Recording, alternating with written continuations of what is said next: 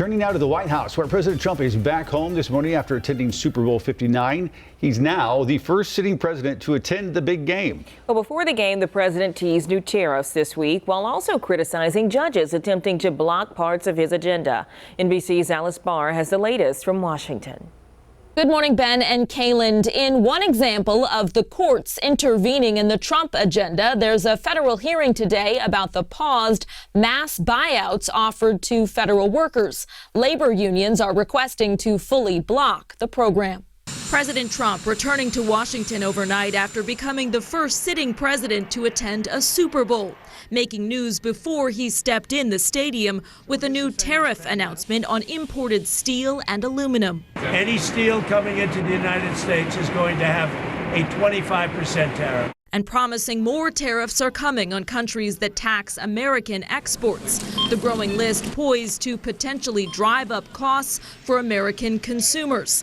While in a taped Super Bowl pre-show interview, the president defended Elon Musk's cost-cutting moves to slash federal agencies. Bottom line, you say you trust him.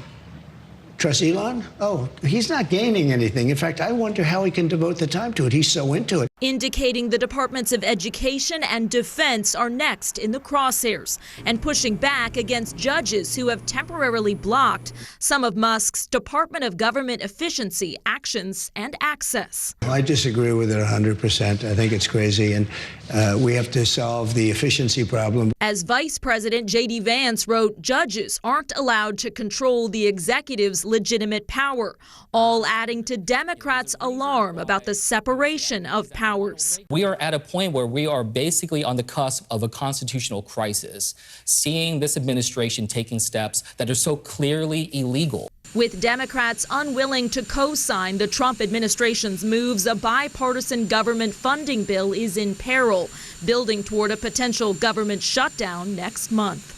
In another announcement, President Trump said he's instructed the Treasury Secretary to stop producing pennies because they cost more to mint than they're worth, saying he'll rip waste out of the federal budget a penny at a time.